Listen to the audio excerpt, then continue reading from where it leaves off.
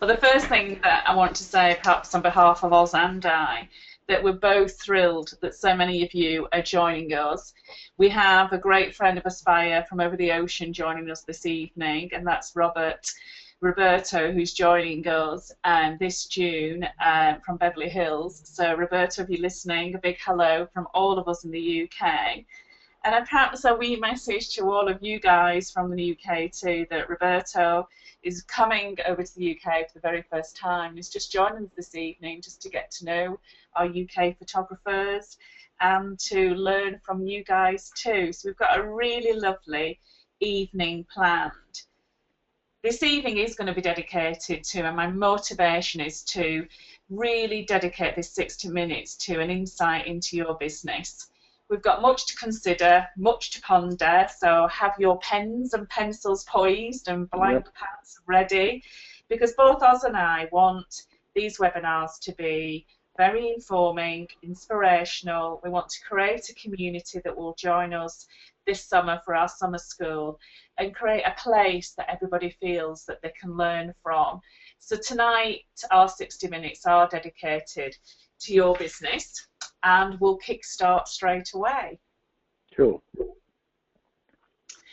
I want to start the session with a fabulous word of which I use frequently, and the word is intention, and I would encourage you all to jot this down and to write the word intention, because it plays such a significant role in the business. For all of us in business, and many of you may be joining the industry, think about the intention of your business. One of the biggest decisions we have to make when we go into business is deciding what that business will be and what is the intention of the business. What do you want, or what do you expect from the business? And it's such an important aspect to have within your thought process as you're running a business, to decide that you are in business to have a lovely living, to photograph beautiful clients, and to represent a product of which you're proud of. So as we travel through the session tonight, and certainly after the session, really start to think about the intention of the business. The business will treat you as you treat it, so treat it wisely. The second word I want to explore is decide, and this is a biggie for all of us in business. Decide how you want to run the business. Decide how you should be running the business. I'm never too casual with the business. I'm never casual with how I approach the business, and I would certainly not recommend you guys to be casual either. The business will give you a wonderful lifestyle, but it certainly wants nurturing. And for many of us who might have left from corporate careers, as I did, for many of you that may be building the businesses for the first time or have great experience in business, really decide how you're going to run this business, and run it, run it, run it. Yep. And then the second word is commit, and this is a biggie for me. You've got to make an emotional and physical commitment to the business, and you do become the guardian of the business. Many hear me use that word a lot. Really guard the business and become the guardian of your business, and to commit to that business spiritually also. And the final word, and this is our summer school in a nutshell, is marketing, marketing, marketing, and a bit more marketing, is you've got to market the business. And over the next few moments that we're going to share together, and certainly this summer, we're going to really discover together as a community how best to market the business. And this word and this activity is certainly at the forefront of your mind as you wake up into the business every day. Really important. So I'm going to move on as you think about those. Can I just interrupt for a second? Now, the first point which you talked about, deciding to run your business. Now, many photographers or would-be photographers, it's a very straightforward and easy decision for them that, oh, I took some pictures of a friend's wedding and they all loved it, so I want to become a photographer. So they'll go out and invest in some training kit, software, computers, etc. The point where they struggle is, where do I hand in my notice of my 9-to-5 job and become a professional photographer? That's a really good what point. At what point should one consider that, yes, now I'm ready for a full-time professional photography business? Well, I suppose my answer isn't going to sound too sexy, but it all gets down to the numbers. I think you've got to do the number crunching. As dull and as boring as it might feel for all of us who are passionate about our craft, you've got to do the numbers. And I think the tipping point comes when your photography business may not be completely giving you the lifestyle you desire. However, it's covering your overheads. It's ensuring that you still have a roof over your head. It's keeping the children out of care. It's keeping you clothed and shoes on your feet. As soon as you feel confident that the business is covering your standard of living costs and you may have a little bit left in the slush fund, that is the time to leap.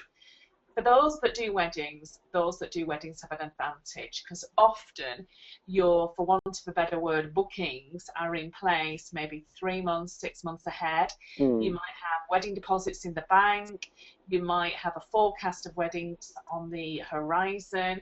For those that do weddings, you're in a much more comfortable position because you can forecast your finances more smoothly. For those that do commercial or fashion and portraiture, you don't have the same level of luxury. No. It's important also, and I think anybody sensible in business would tell you this, is to pilot the business first. Run your business through a couple of seasons. Really know your business and you can do a couple of seasons. And all of the evidence will be in front of you daily. How you're managing the business, what's in the bank, what bookings do you have. And at that point, many face that quantum leap of deciding now is the time.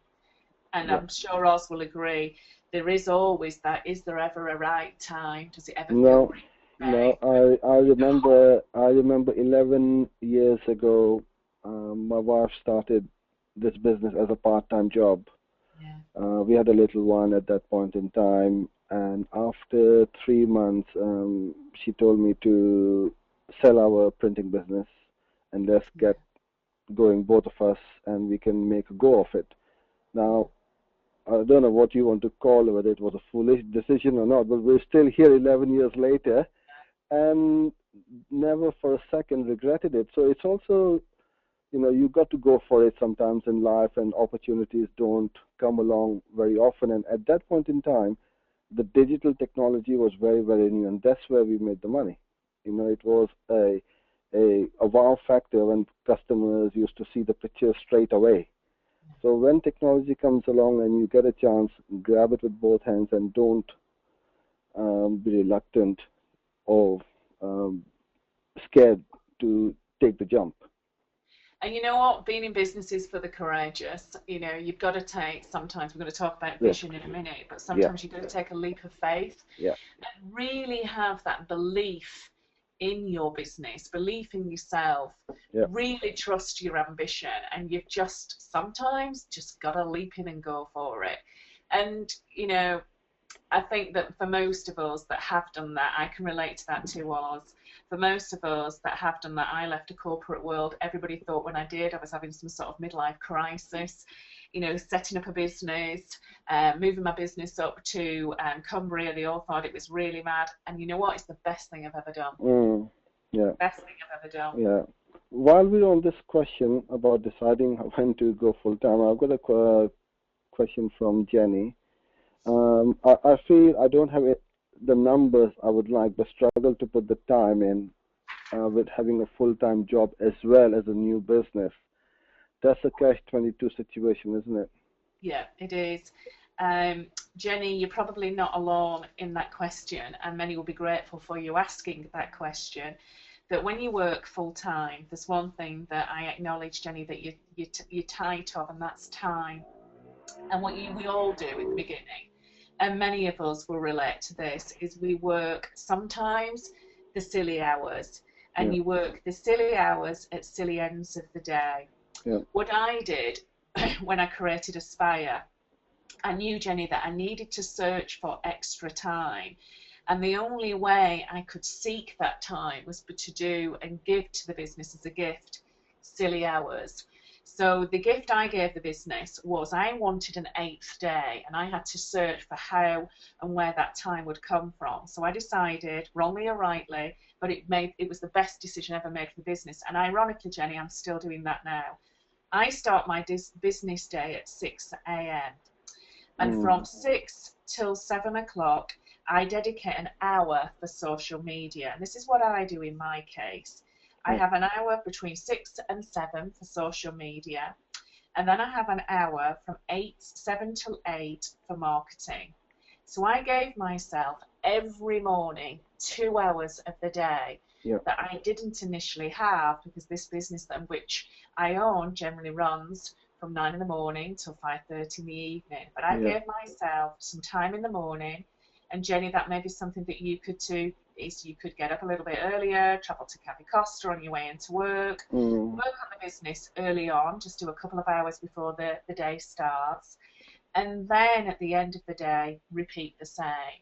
Because it's for you, and it's about you, and it's for your vision, they are the best hours in my day. I've nicknamed them my golden time, because I can see the productivity for those extra 2 hours I gave myself. And then I totted them all up, and I found myself my 8th day. And I would recommend that to Jenny too. And the 2 hours in the morning, I mean, it's nice and quiet, and you can do 20 hours work in those 2 hours. I can assure you that. You can. The other thing I did do, Jenny, is I switched off the alert that wouldn't let anybody else know I was on social media. I was on my mission. I didn't want to be on there to chat and to gossip. It was 2 hours of which I could dedicate to Aspire, and it's paid dividends to me. Oh, Jenny's thanking you. That's a great help, and thanks for your, brilliant. Cool. We're going to move on, and thanks to Jenny, it probably all is the perfect connection and time to move on, because it's very much connected to Jenny's thought, and that is vision. I say this, and I say it frequently. When you're in business, the only thing any of us can get behind is the vision that we have for our businesses. The only thing that we can serve and work hard for is the vision that we have for our outcome of our businesses too. Now, many of us as creatives, and I class myself as one too, would be classed as the daydreamers. Those that daydreamed out of windows whilst at schools, those that thought and think all the time in pictures. And this is what pays us as photographers a dividend of reward, because we're thinking about and we're visualizing all the time the business. Pay a lot of attention to, and certainly at this first point in the business, first point in the business and the first point of the year, pay a lot of attention to how and what type of clients you're visualizing yourselves working with. What is the vision of your perfect client? A little bit of homework for all listening this evening is create a profile for your perfect client. How old are they? And their ages may be varied. What do they do for livings? So you won't be looking for one sector purely. What are they searching for from a professional photographer? What type of houses or homes do they live in? Are they rural? Are they contemporary? Or are they a mixture of both? Start to form a very concise vision of your client of which you want to serve. Start to confirm a very strong vision of the type of business you want to own, the type of photography you want to do, the type of service you want to give. And this can be the best jobbing time when you do this thoroughly, because at the end of it, you should have a clear route map of what you're working for, how hard you need to work to gain it. And that is the bit that will get Jenny leaping out of bed in the morning, because all of a sudden you've got a purpose, and everybody in business should have a purpose, something to work for, something to become the slave of. And this is why you need to be very committed to it. The vision must be yours, and it becomes very unique to you. One photographer's vision will be very different from another's photographer's vision. You know, really think about also what expectation the business might have in that vision of you. And as I've said earlier, what expectation do you have of the business? Don't see this as fluffy. Don't see this as something that you can steer around. See this as one of the first and the most fundamental jobs to do, and regroup with. I regroup with my vision every month. I regroup with what I'm working for every month, and it reminds me how to heighten the game, broaden my reach, and reach out for the business, because there's only one person this business needs to rely on for that vision, and that's primarily myself. Yeah. So I hope that helps Jenny, and I hope it helps others as too.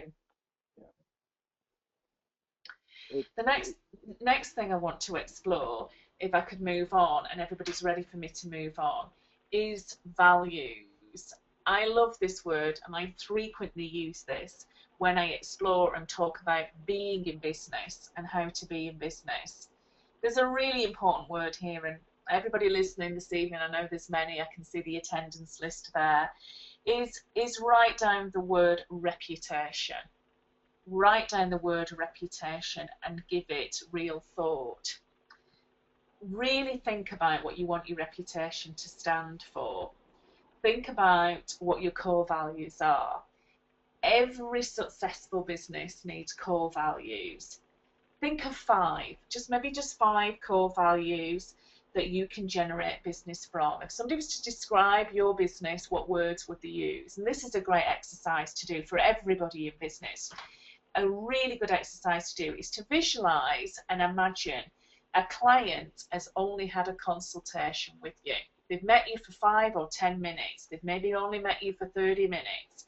They've met you for a short volume of time. And in that short volume of time, they're going to walk away and they're going to have a conversation about you. What would you like them to say? What words and language would you like them to use and attach to your business?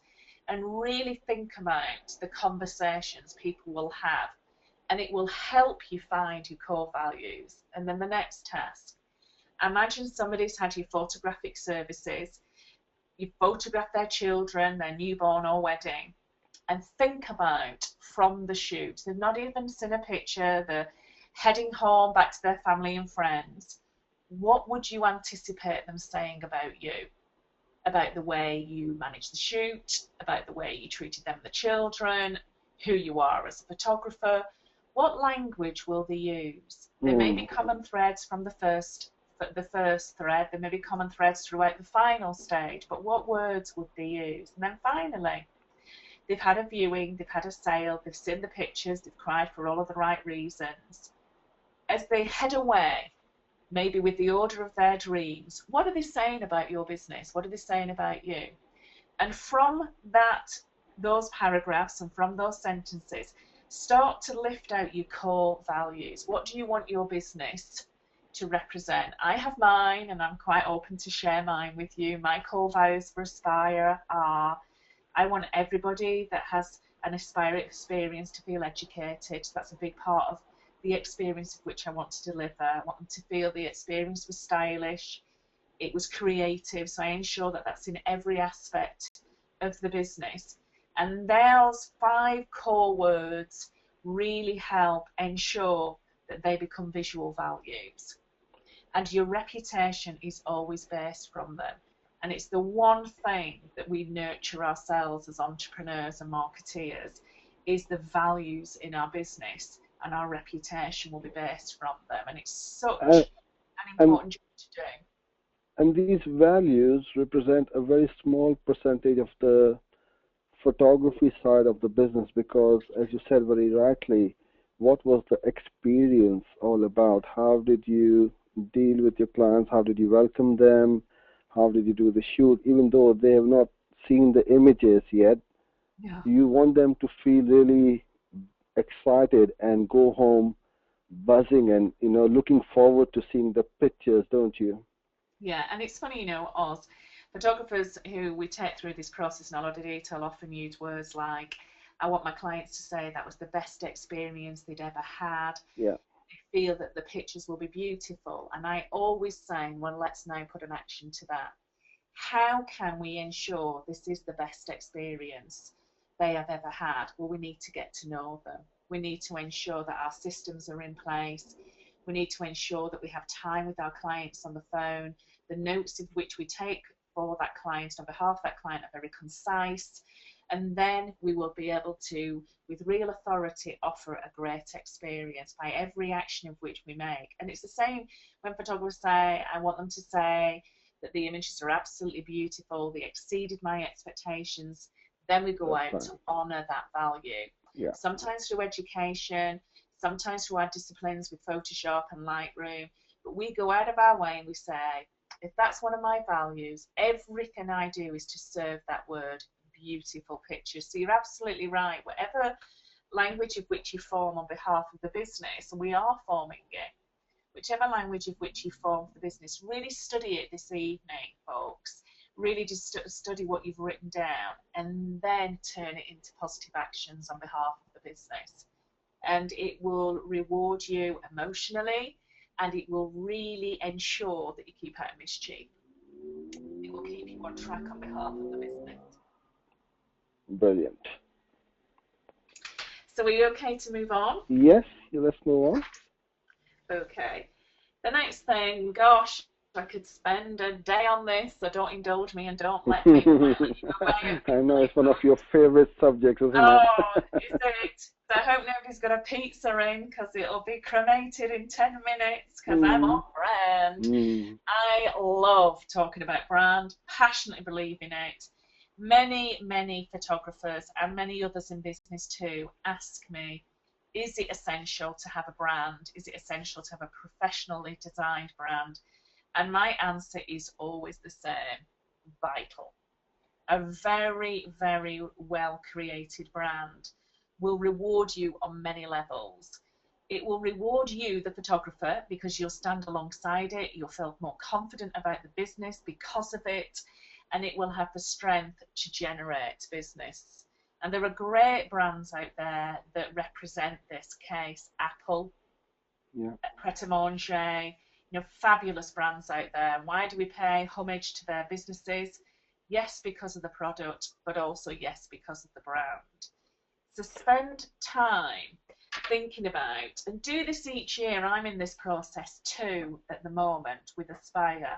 Spend time each season thinking about your brand, not necessarily playing with it or harming it in any way, but thinking about how is the brand generating business. Because if you have a good brand, that good brand will generate your business, and it should match your values, it should match your vision, and your brand must be able to communicate with the type of client that you want to attract. So think about that profile you've created and imagine other brands that inspire your tribe, your clients. Imagine other brands that inspire them, and how will your business brand bench against them? And I often say this to photographers, find a brand hero. I have many, many brand heroes. Harper's Bazaar is one of mine. It's at the top of my list. I love Harper's Bazaar as a brand. Yeah. Apple's on my list, and for completely differing reasons. Yeah. Pret-a-Manger's on my list. They're my brand heroes. Start to think about who your brand heroes are and then live by them. Constantly say to yourself, well, if my business was Harper's Bazaar, what would they do in a situation like this? Would they connect to this business? Would they market with this business? And if the answer is simply no, you're off brand. So think about, as you are building the business, where is your business best placed? What is going to enhance the brand's profile, and how well can you work for it? So should you create and generate a brand ID? Definitely, definitely. And think about sometimes what can be brand diluters. I'll share a funny story with all, because those that know me well will probably have heard this story before. I am really fussy about the type of coffee we have in Aspire, because it's a brand benchmark. I am fussy about the biscuits. I am fussy about the hand wash, the quality of the towels, because it will either heighten the brand's performance or dilute it. And those that know me really well will know I'll have a seizure if I ever saw a Jammy Dodger in the building. As cute and sweet as they are, they're not Harper's Bazaar. Yeah. So I would never have a Jammy Dodger in the building, as cute and sweet as they are, and I buy them for the kids. But I wouldn't have them within Aspire, because it's not Harper's Bazaar, it's not Apple, the Jammy Dodgers. So think about all the things that you surround your business with. albums, frames. Think about the language of which you use. Many of us, I'm sure, hover around Facebook. Many, I'm sure, operate our business through Facebook. But think about when you are doing that, the messages you post, the pictures you share, how you communicate on that tool. How is it profiling and affecting your brand? It's very, very important, because it could so easily start to take the brand in the wrong direction. You know, my partner has a fantastic artisan bakery, and we're constantly talking about the food menu and what should be on the menu. And many a time in a week, people say, do you do bacon butties? And I think I'd rather die before I see a bacon butty in this business, because it's not a brand and it ain't artisan. You know, and I'm often saying that to him, if it doesn't feel like Gordon Ramsay, we can't have it in this house. Because it could dilute and take an artisan bakery and make it become a cafe, and that would be criminal. You don't want. Now, obviously, with the big brands, they have got unlimited funds and budgets and an army of, you know, marketeers and PR people. For someone as a one-man band operating the photography business, how can they get on the road to branding themselves with low or no budget? It's a brilliant. Do they need to spend thousands and thousands, or they can get started with nothing? Hundreds. Yeah, it's a brilliant question, Orson. Everybody really should applaud you for asking that, because it's a really important question for all setting up a business. We haven't got thousands of pounds to throw at it. We're not Apple. No. I'm actually going to tell all of you. And if you are in business and you've never done this, still do the exercise, because it will help steer your business, or it will help refine your brand, or it will help you regroup with the business. So how you do it is this. First thing, and all creative photographers will so enjoy and indulge in this task, is create yourself a scrapbook, a physical scrapbook. Create yourself a physical scrapbook, and create yourself also a Pinterest account. Many are already on Pinterest. I know many listening this evening follow Aspire on Pinterest. If you're not on Pinterest already, Oz and I'll invite you, and we'll get you pinning and we'll get you on Pinterest, because it will really help you develop a really good brand. The first thing to do, and this is what people pay thousands to get people like me to do, but I'm going to tell you guys how to do it for free. First thing to do is think about texture and think about patterns. Think about font and think about typography. Think about images. Photography and other things, food, interiors, furnishings, etc., etc. Think about colour. And finally, think about photography. Think about the type of photography that inspires you. And on Pinterest, have a texture and pattern board, have a font and typography board, have an image and colour board. Just with me. Have an image and colour board, and have a photography board, and start through Pinterest collecting pictures that really, really inspire you. Big tip. At the forefront of your mind, have that profile of a client, because when you get to things like, especially if you're a marketeer like myself, if you get to things like font and typography, you will get totally hypnotized by what you see. You think, oh my God, I love that font. Oh my God, I love that font. Oh my God, I love that font. And you have to stop yourself and say, you know what, I love that font, but it reminded me of a Jammy Dodger. I only can love the fonts that can speak and communicate to my clients. There are amazing fonts out there. And some of them are cutesy and childlike, and some of them are grown up and sophisticated, and some of them are a little bit edgy. So only be tempted to pin the fonts that match you.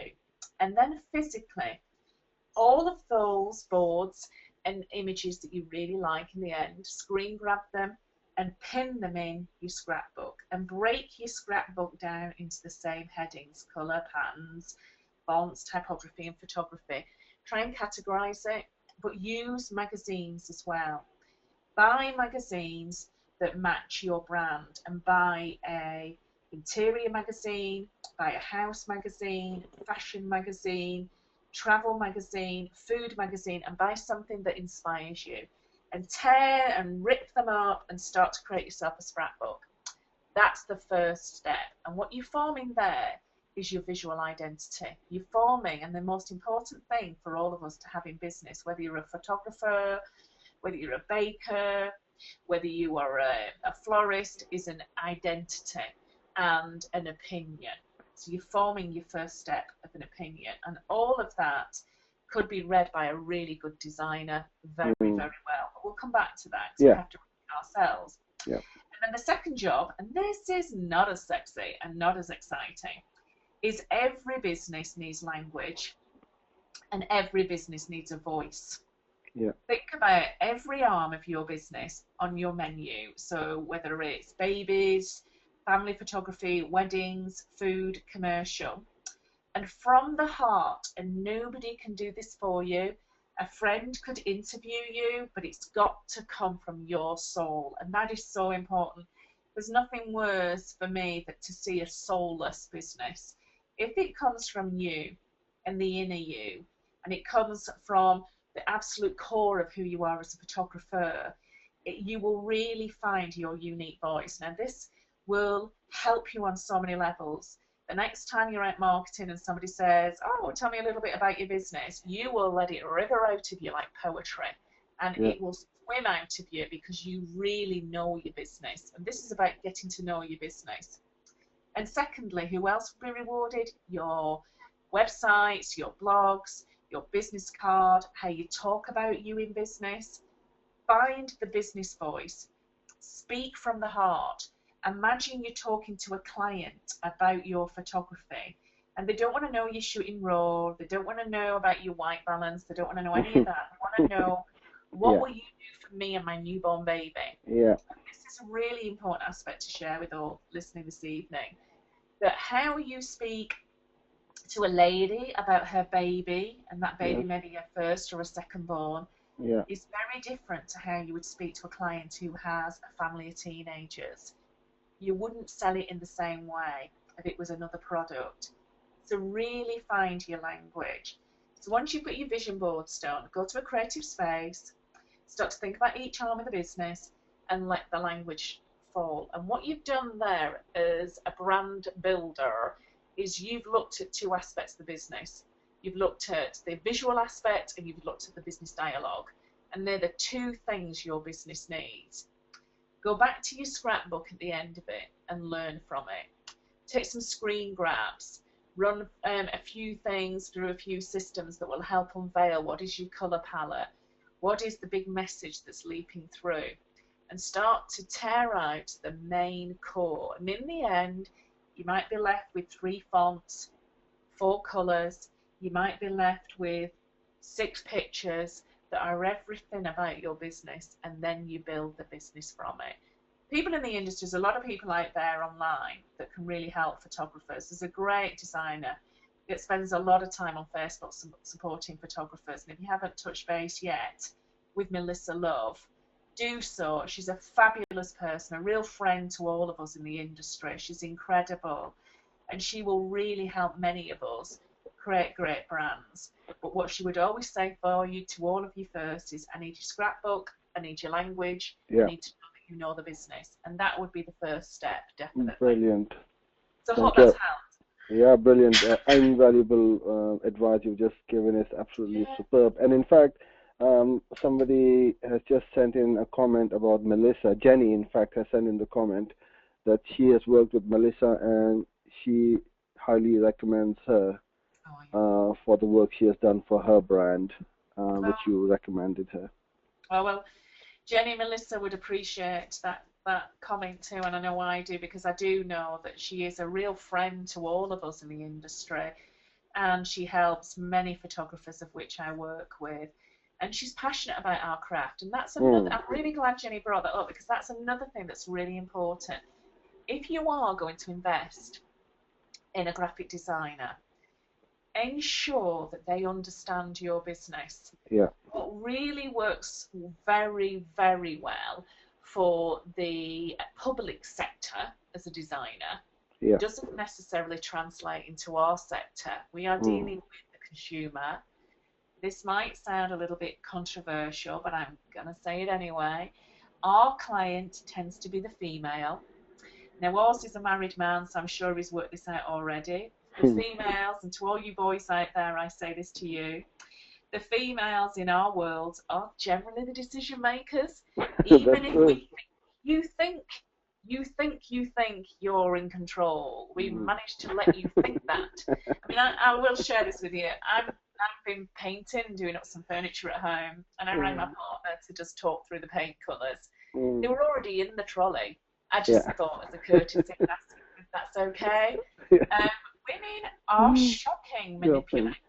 Yeah, I mean, I never shop, so I wouldn't know anyway. So let Farzana get on with the shopping. But you're right. All our portrait clients are 99.99%. In fact, 100% are women. Yeah, and women are making the decisions. So I'm not suggesting everybody that we have to create fluffy pink brands, and that's the only sort of benchmark us girlies have. Think about my brand heroes. They're all very different, and they all get my investment.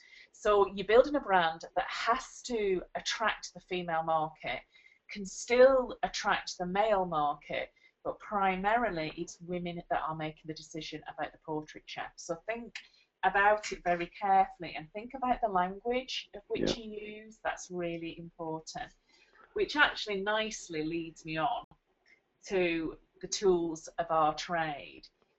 So I'll just click through to this, if that's okay. Catherine, can I just ask you, I've got quite a few comments about Melissa. Do you have a website to hand I can send everyone? I do. Her website is, it's called www.stylemeup. Style Me Up. And if anybody can't find it, if you email me later, .com, I'll send you a link. She's on Facebook. Yeah, I'll send it. Surprise, because she's a great communicator, and you'll find her through Style Me Up. Yeah. Thank you. Yeah, I've got a couple of other people have said. Lee has said, agree. Melissa really is very good. Donna has said about Melissa, and Rathia has said Melissa is a wonderful designer and a true friend of the creative. So yeah, lots of recommendations. So lucky. Yeah. What I love about this industry, and it's perhaps an experience that Oz and I are sharing together as well, and I will say this to those that are coming into the industry, is it is packed with people that will support your business, and we are very fortunate. The photography industry is tiny. We are a tiny community. Everybody knows everybody. If you know somebody else. And many of which you meet in the industry will be so supportive to you. And if you can find I call them angels that will angel for you. And this is one of mine. And if you can find people like us and I have found, each of these businesses that will support you, you're on the road to success, because it's good to have friends in business. It really is. So, show team, tools of the trade. Yeah. All of us need our show team in place to ensure that the business performs. What really is important, and even if you're in business now and you've got your brand in place, you've got your show team in place, this evening or this week, allocate a little bit of time to this. Lay out all of your brand, from business cards to brochures, print off your blog, screen grab your Facebook page, screen grab your website page, and lay it all on one table and ask this question. Does it all look like it came from the same family? Does it all look like it belongs to the same business? And secondly, pick up the business card and say to yourself, what objective does it look like it has? What is it selling? And who is it selling to? And write these answers instinctively down on a post-it.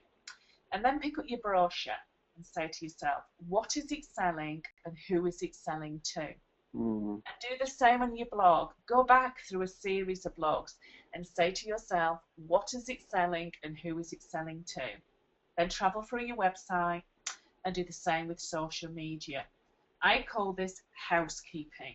You're just doing some basic housekeeping to ensure that they are working hard enough for you, and the investment of which you've made to have them produce is going to reward you by generating clients. And then relook at them again through the eyes of the marketeer and say to yourself, okay, what is the objective of this business card? Where is it best placed? And who should I ensure has it? Because there's nothing worse or more of a crime in business is to have beautiful brochures, a lovely blog that nobody visits, a beautiful website that gets totally neglected.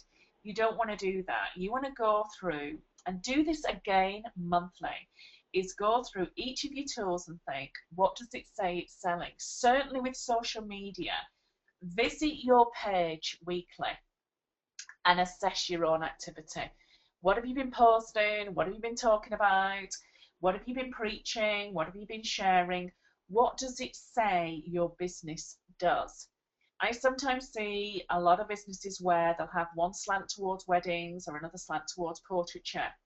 And you must, if you do weddings and portraiture equally, ensure that even if you're doing more weddings than you are doing portraiture, but you are equally wanting to do both, they should have equal presence in your marketing strategy.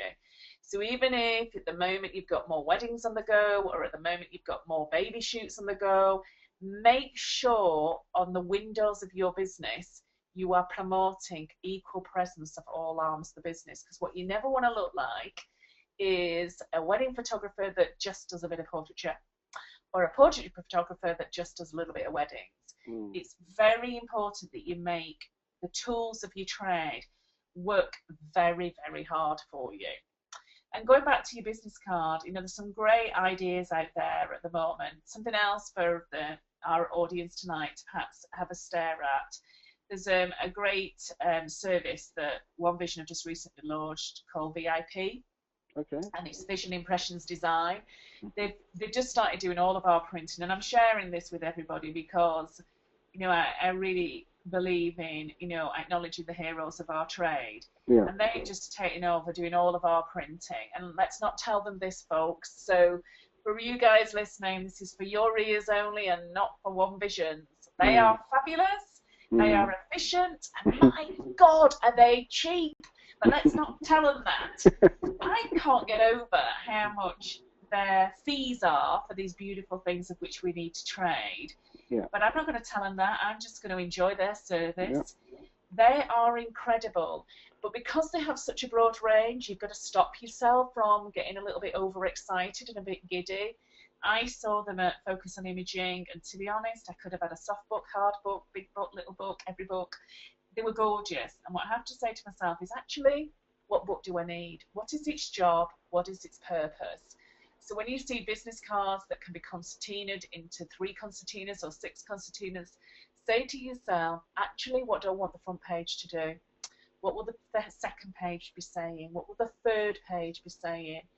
To really ensure that you don't overspend, because you can, as Oz rightly says, you can spend your budgets on marketing in other areas. Yeah. And do the same for your brochures. Really ensure that what you invest in is going to work hard for you in the community, and it's going to sell the services of which you want to serve. It's very important that you do that, packed with great authentic language. Cool. And the same for blogs. I'm passionate about photographers blogging. I love the fact that we have an advantage over all in business. The advantage we have as photographers overall in business is what makes a successful blog is pictures. And wow, we have that to our fingertips daily. Really make your blog work for yourself, and make your blog becoming your community a place of expertise. We are professional photographers, so our role in the community of which we work is to present ourselves with intelligence, as present ourselves as those with knowledge, to present ourselves as the inspirers, present ourselves as the creatives. And we can do all of that on our blogs. Become an authority in your community on photography and really represent your craft and the skills of which you've mastered within your craft through your Facebook page and definitely through your blog. You know, I'm just an absolute, gosh, we could spend a whole evening on this, Oswald. Don't panic, I won't. Well, I've got a question from Kiran. Okay. And the thing is, any advice for a reluctant blogger? I have a website, Facebook presence, etc., but the thought of a blog fills me with dread. Is it really essential? Oh, and who was this from, Oz? Kiran. Kiran. Oh, well, the bad news is, Kiran, yay, it is essential. First thing to consider is what bits do you dread? We are visual people, and we're not often those that want to share our knowledge through the word. So if it's the words and coming up with the story of which you dread, be a visual blogger. Think about each picture of which you want to share and show on your blog, and keep your image range down to around about 10 images, 12 max. Don't be tempted to put catalogues and catalogues and catalogues of pictures upon your blogs, because sadly people won't look at them, and actually that will dilute the post, not enhance the post. If you're doing, and let's make one up, I'll dedicate this to Kieran, let's make a beautiful blog post up. Let's imagine that you want to tell the story of a florist, and you want to do a blog on the craft of which a florist works within. And the story that you're going to tell is a florist getting prepared for Valentine's. I'm going to make this up. And you want to show the pictures, you want to share and show pictures of the story behind the scenes of the florist. You want to share and show how a florist works, really representing her craft beautifully and with the greatest level of respect. I'm sure Kieran could come up with 10 pictures that would tell her tale. And underneath each picture would be a beautiful, respectful description of her story and her life. Now, the beauty of being the storyteller in the community is that florist has a following, and that florist has her own community of friends, and she will share a respectful post with her community, just as the florist was. So start to think about your blog as you would a magazine. Think about the seasons and do stories. Tell the story of the 10 most romantic locations in your area. And if you're a bit in dread of blogging through words, perhaps visually express yourself. So think, wow, if I was looking for the top 10 most romantic locations in my area, what would they be? Where would they be? There's some really good links you could have in there, because some of them might be hotels, some of them may be tourist attractions. And do your top 10 romantic locations. Do things like ask a wedding planner, can you tell the story of how she does her works behind a wedding day? Naturally, obviously not a wedding day you're shooting. Tell the story of a chef. Tell the story of, I mean, vicars are a great one to interview, and they're often the best photograph. Interview a vicar and say, you know, what would be the 10 best hymns to have at a wedding? I mean, I'm a churchgoer, and I know there are killer hymns, the sort of hymns that could kill an atmosphere in 10 minutes. And I'm sure vicars know what their best hymns are for a wedding day and what the worst hymns are. Shoot the vicar's story. Really make a blog, if you dread it, to be your creative platform. I've got quite a few people commenting the same comment, that they find it extremely hard to blog and what to blog about. Well, you can get a copywriter once you build up a rapport with the copywriter, and then you can put it across to him or her what you would like. They can produce the copy in a language which suits your branding, and all you need to do is copy and paste and put some pictures with it. You can, and I think that is something that I would highly recommend. And that copywriter might be a graphic designer, as well. They might be in marketing as well. They might be in PR. And they might actually be looking for a photographer that can provide their business, their blogs, their clients imagery, and there may be a bit of skill swapping required. They do a blog for you, you shoot their blog for them, and there could be an exchange of goodwill. Tomorrow, I don't have it with me now, so I'm not sure, I'm clear of the full title, but a wee while ago I bought a book on blogging, and it was called Creative Blogging.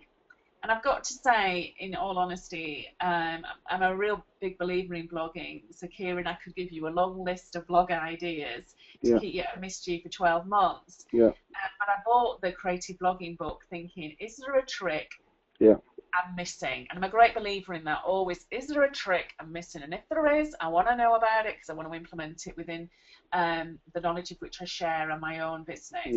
And I'll put the title on my Facebook page tomorrow, because I've actually dissected the book down and taken a lot from it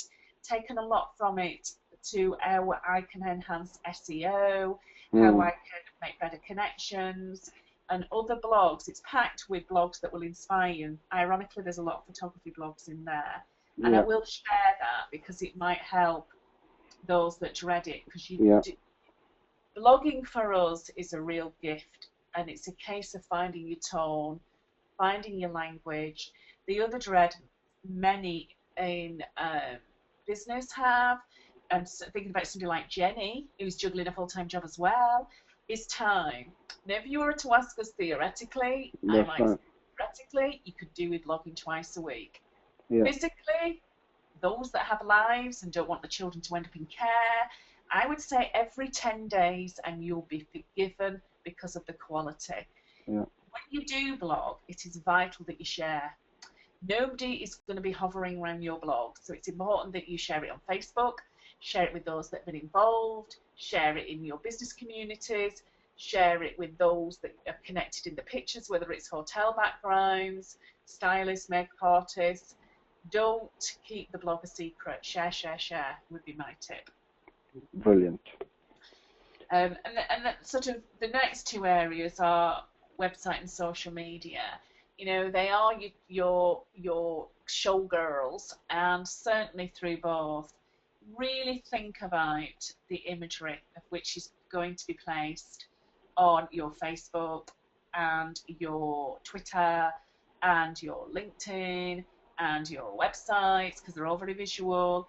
Really think about the images and how they're going to represent the business.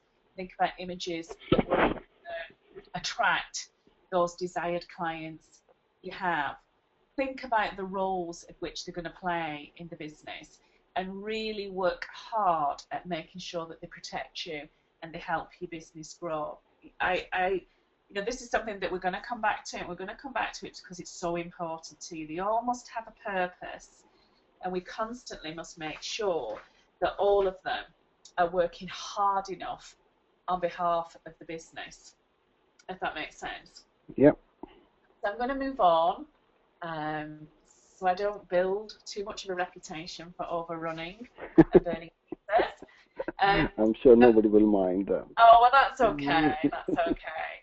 And the final stride of which we'll share together is this, that our title in the industry is social photographer. So I often say to photographers, and I hope you don't mind me saying this, Kieran, to my fellow budding bloggers too, the key's in the title.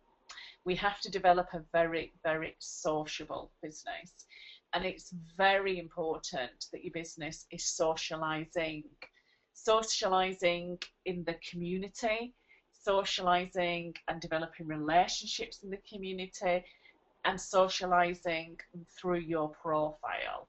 You know, very recently, and wow, were we rewarded because of this, very recently the Brownies developed a photography badge. Yeah. And a little bit of me went, whippy! Well done, Brownies! And you know, in the Brownies, I've got a photography badge. Nearly all of the photographers of which I know could get involved in their local brownie group and help the brownies achieve that photography badge, and just think about the parents you'll meet.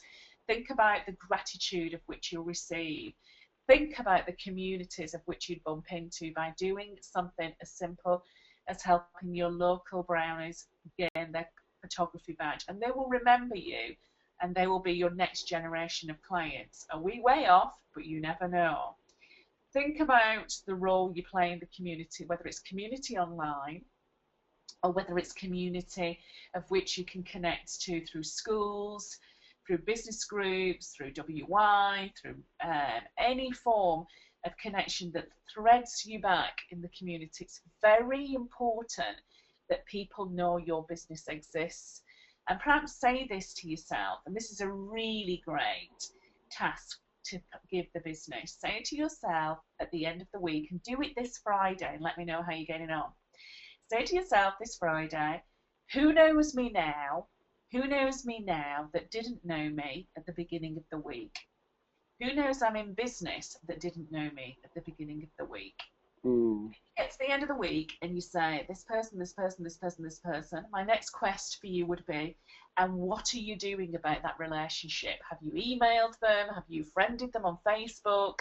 Have you sent them a quick acknowledgement about how inspired you are about their business?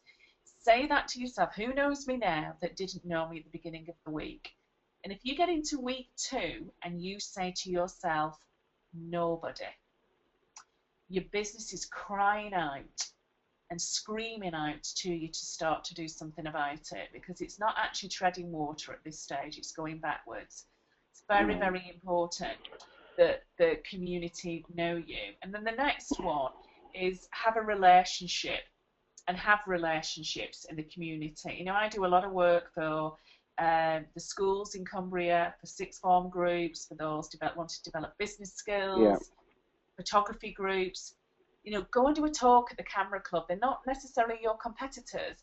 They could be your clients too. Really develop your profile. Yeah. It's so important not to be shy in business. It's amazing how very few photographers concentrate on marketing their business to the local community, especially. There are lots of ways, you know, on Facebook advertising, we run ads, and it costs us about £4 or £5 a week, and we only target the local area. I don't want to advertise my studio in Timbuktu. Exactly. So why would I waste my money over there? You know, as long as and the good thing about Facebook or Google AdWords is until and unless someone clicks on your ad, you don't get charged. So you don't pay a single penny. So it's like putting your brand or your logo or your company website in front of people's Facebook feed every day for free. And then it starts to build on them, because every time they think of a photographer, they think of you. Yeah. So, you know, there are lots of ways, and, you know, brownies is a great example you just said. Even little trade shows and, you know, village fetes, these are the places where you need to go. They are very low cost. To get a table or get a stand there, it costs you 10-15 pounds, but the leads you get are just unbelievable. And it can, you know, play such a significant role in the business, and don't underestimate, you know, the importance of it. You know, really go out of your way to be proactive in the community. I can, hand on heart, probably come up with a series of people of which we've gained within the business, or Aspire has gained from, because of all that we do in the community. And get a reward 10 times over by being involved. And, you know, I say this because this will really help all of you prepare yourself for Oz and I's summer school this May and June, because we're going to talk a lot about marketing. We're going to talk a lot about making bold steps in the marketplace, and we're going to talk a lot about the how to do it. You know, tonight was a very much of an overview for all of you, and to get you going, and to get you warmed up, and to get you started. But when we start the series in May and June, we really will be rolling the sleeves up and looking for some big impact into the business, and it's so important that we do that together. because it will really reward you on many, many levels. You know, I'm a great believer in leaving nothing to chance. This won't be the first time I share this, and I know it won't be the last. You know, leaving nothing to chance. Every time you stride forward with that business, say to yourself, what have I done today? Really analyse it. And what have I left to chance? And as soon as you think about the brand, the community, client tribe, your language, your profile, say to yourself, I can't afford to leave anything to chance, and really work on that. It's really important. So our 60 minutes, as ever, have flown. What Oz and I did do was dedicate a few moments for any questions, bit of natter. We really want this community that Oz is creating to really work for everybody. So your view, your opinion, your questions are really important to both of us. And without, you know, help from people like yourselves, you know, I can't do it on my own, and it's great to have you on board and share your knowledge, your expertise, your experience for everyone to listen in. And I've got so many comments for you, Catherine, about how inspiring you've been and how brilliant this webinar has been. But let's go on to some questions, and we'll try and answer as many as we can. I can't promise we'll be able to go through this long list, but let's start with the first come, first out. Emily, her problem is that she's been running her business for a while at a lower price bracket, and now she wants to sell, I'm presuming it's for weddings, albums instead of images on discs. So how can she get clients spending more with her? Well, it's a really good motive to have, and a credit to you for having that motive. The first thing that I would look at is your sales tool. People buy what they see. So look at the album, and if you don't already have an album, it's so important that you create an album. If this was for weddings, within that album, have at least 140 images in it. Don't be tempted to have within your album the minimum. Have the maximum. So if your vision and your dream album would have 140 images in, have 140 images. If your dream and vision is 190, have 190 images in. Because you need to give your clients a benchmark to aspire towards. The first thing is you need an album. The second thing is you need to know that album like the back of your hand. And as you are designing the album, have within the album a series of storytelling images. And within the album, have a series of, and I call them your wow chapter heading images. Yeah. And they are images that go, wow, this is a professional photographer at hand. And they blow the socks off your potential clients. And those wow images are the images that you must have a story behind. So as you're sharing your albums with your clients, you're saying, let me just tell you a little bit about this image. And what you're doing is you're giving each image in the album value. So clients can start to see the value of the storybook and the album. The other thing that I would do is I would start to share very visually your albums through social media. There's a brilliant photographer out there that's recently done this, and you may already, I'm not sure, be a friend of hers. But I saw this week Boo Marshall, fabulous photographer from Norfolk, share and show a folio album that she'd recently had designed, and it had a wow factor within it. Have a look, you know, let's learn from each other here. You know, start to ensure that when you're designing your album pages, photograph them, share and show those album pages on your website. Blog about it, rave about it, have client stories about your album. Really know your album. And then the final thing is, from the first point of contact with the client on the phone, even before they've booked you for their wedding date, speak album speak. Talk about the storybook. Most clients, and use words like, most of my clients have an album. I'd like to share my albums with you. They always tell a story, they're unique to every wedding. Speak about albums from the first point of contact through consultation, through the pre-wedding shoot, and then on that first viewing after they've returned from their weddings, do a viewing and share your albums again. Again, it goes back to nothing to yeah. So now, Mary. Yes, thank you very much. Mary is asking, how often should you blog? Once a week, once a month? It's a lifestyle thing, Mary. I would say for many in business are parents, and many in business have other aspects of the business that they're nurturing along. You know, many photographers work as solos. You know, so we're selling, we're marketing, we're doing the accounts. We have many hats of which we wear, and because of that, I would say 7 to 10 days is a good pace. And it's not an ideal pace. One would say that you should do it more and do it more frequently. However, not at the cost of other elements of the business.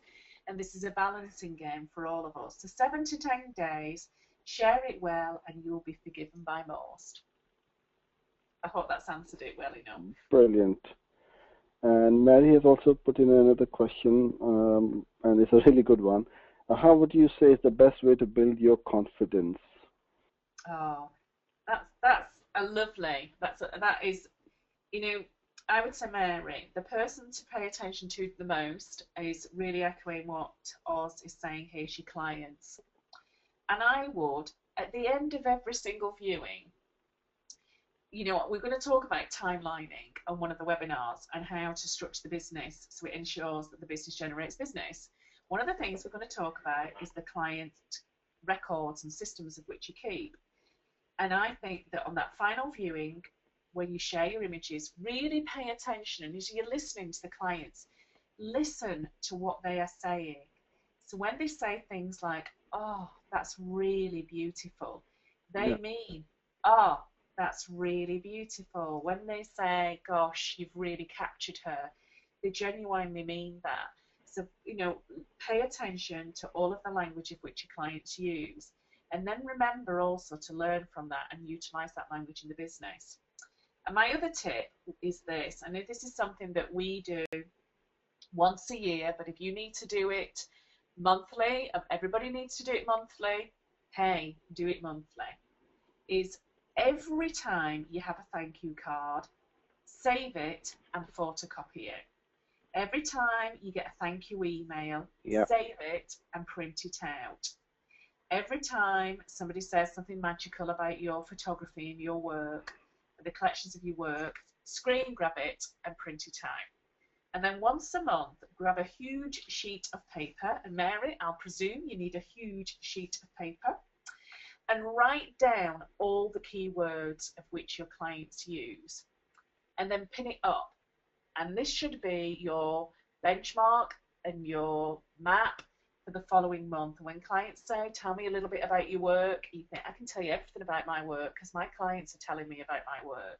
And remind yourself of all of the thank yous. We do it just once a year at the end of the year to remind ourselves of how we've been performing and to ensure that those key words or those client indicators, they are called, become a part of our marketing strategy for the following year. And Mary, there's nothing wrong with you doing that monthly. Really pay attention to what your clients are saying. And the last thing I want to say is, and when people compliment you, believe it. Really believe it. Carlo has sent in, this is fantastic. I've paid for days marketing help and never had as much as this. Oh. Thank you, Carlo, for your nice comment. I had a very interesting question from Ben. Yes, I found it. How do I maintain positivity when it gets tough? Oh, then it goes back to that vision word, I suppose. It's very hard when the only thing we have to follow as leaders is our vision. And I think I'm going to give you a few tips because it's important, and this may be a thread that Ben triggers with others listening this evening. It's important for creatives to remain positive because we don't react well to negativity. I believe that all creatives are formed in such a special way Our gifts make us see things that others will never see, and because of it, we are wired very sensitively. Yeah. It's very important that you surround yourself with things that make you feel positive. It's very important that you have around you things that make you feel positive. So the environment in which you work is very, very important. And this isn't about me saying that Ben needs lights around his dressing room and all of a sudden we're going to make Ben and others very precious, because it's not about that. It's about photographers being very in tune with environment, with atmosphere, with the scents and tones. And because of that, it is important that you protect yourself and you surround yourself with things that make you feel positive. Yeah. We don't react well to negativity, so let's not place ourselves in those positions. This is an important thing to share, and I hope that those listening this evening don't mind me sharing it, and I'm sharing it on behalf of all of you. I would say, Ben, be careful also in the industry. What hurts me greatly, really hurts me as a fellow in the industry, is when I see, and I hope you all don't mind me saying this, as our community, it hurts me when I see photographers being mean to each other. Yeah. And that hurts me greatly, because it takes a lot of courage to share a picture. It takes a lot of courage to place a picture. Yeah. And if you feel, and there are groups out there, Ben, I see them myself, and it frightens me and upsets me. And I'll tell you all a story.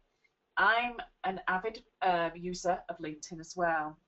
And about 3 weeks ago, a young 23-year-old, because I checked her profile, posted on a LinkedIn group her new blog. First time she blogged when she posted it. And she said that, first time I've blogged. And I believe in blogging. Yep. And so I thought, yeah, I'm going to visit your blog. I'm going to serve you well as a fellow in the industry. So I visited a blog. And I thought, when I get a moment, I'm going to thoroughly answer this young lady's, will you all look at the blog? And I want some positive feedback. And she actually asked for positive feedback. I went back in the evening and I noted a comment, and it said by a fellow photographer, what was the purpose of your blog? And I thought, that's helpful. That's going to really build her morale. So I naturally posted a very positive comment and private messaged her as well. So Ben, my tip would be, as it was to this wee girl too, don't hang out or post in places that could hurt, because it's not good for your business, it's not positive, it's not constructive, it's not going to feed the business in any way at all, so don't go there. It's not even constructive. Place yourself in places that are constructive, and this is definitely one of them. Yeah, absolutely. And Ben, I would also like to give you a little tip. You need somebody like Catherine, a business coach. No, it's true, Catherine. It is so very true that it's very easy when everything is going well and it's rosy and you've got lots of business. You don't need any help. But when things are tough and you need to get out of a rut, a business coach, a mentor will help you with your mindset. It's all in the mind. You will see every sports person will say, why do world number ones have a coach? Because they're already world number one and they are on the top of the game, because they will have a coach, a mentor, and a full team behind them to maintain their level of mind fitness. It's all in the mind, because it's very easy to give up and throw in the towel. But they don't, because they're so strong. Even on that last point or the last minute of that match, they will keep on fighting. And this is what a coach will do to you. And it's true, you know, there is a lot of mind setting. And actually, Ben, I do a lot of mentoring for a lot of photographers.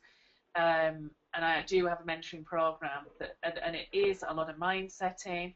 It's exercising your business thinking, and it's been really focused on yourself. And it is very hard. You know, there isn't many a week that goes by that I don't talk to, not necessarily just photographers, but those in business that are finding it perhaps hard on the coal face in business, finding it challenging.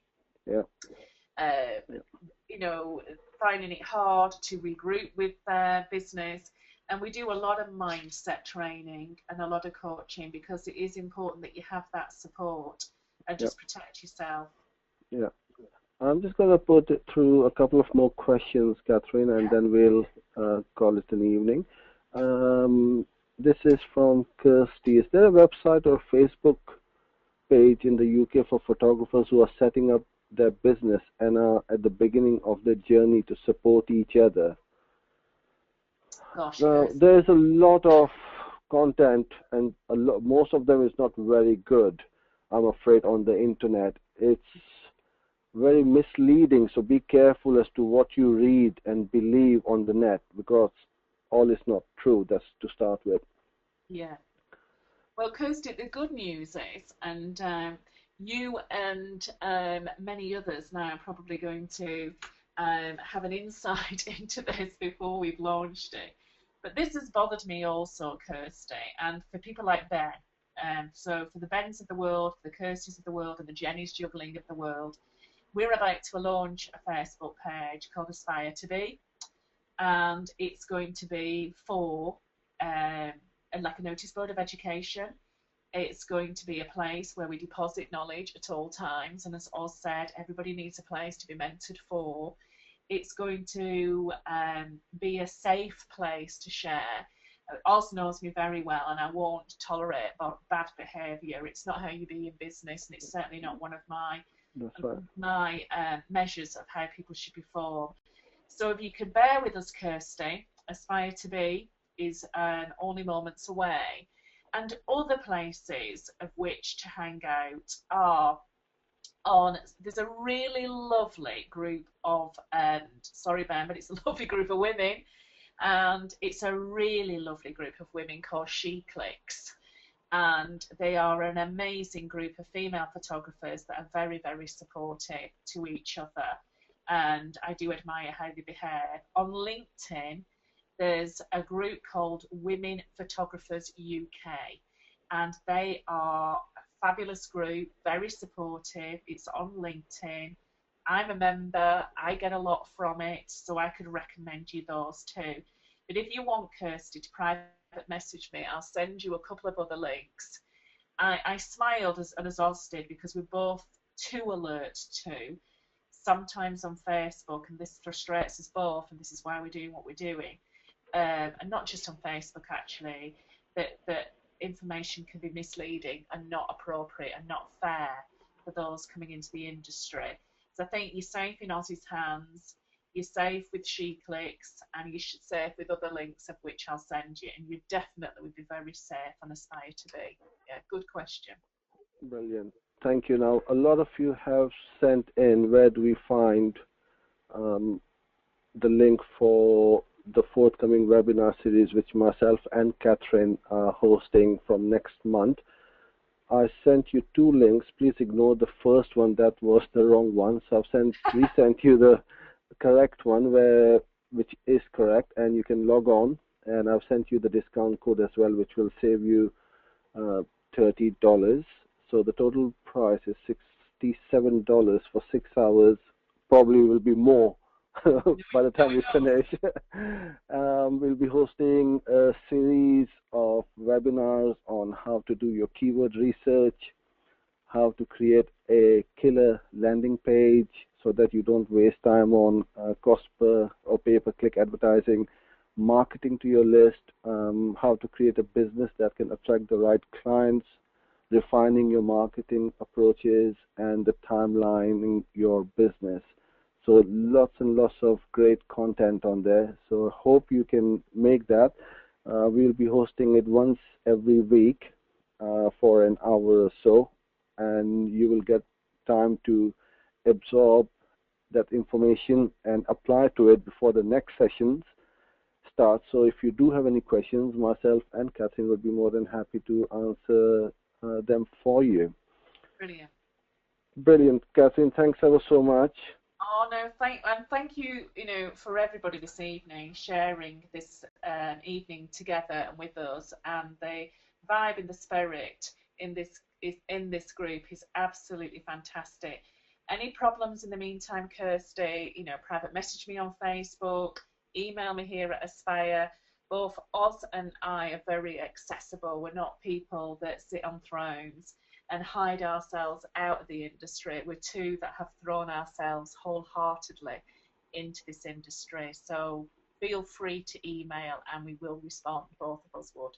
Yeah, and you'll be receiving an email within the hour from me with the details of Catherine's Facebook page. So please do log on there and connect with her if you already haven't. Thank you everyone for logging in this evening. Hope you enjoyed it and got lots and lots of great information from Catherine. Catherine, I can't thank you enough. It's been a pleasure. No problem. And thank you. And if Roberto from Beverly Hills is still with us, it's been really nice for him to have an insight through Oz and I of our UK audience and the tribe of which we serve. They're a lovely gang, Roberto, and you'll love them.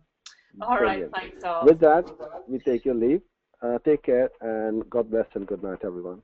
All right, you too. Bye. Bye.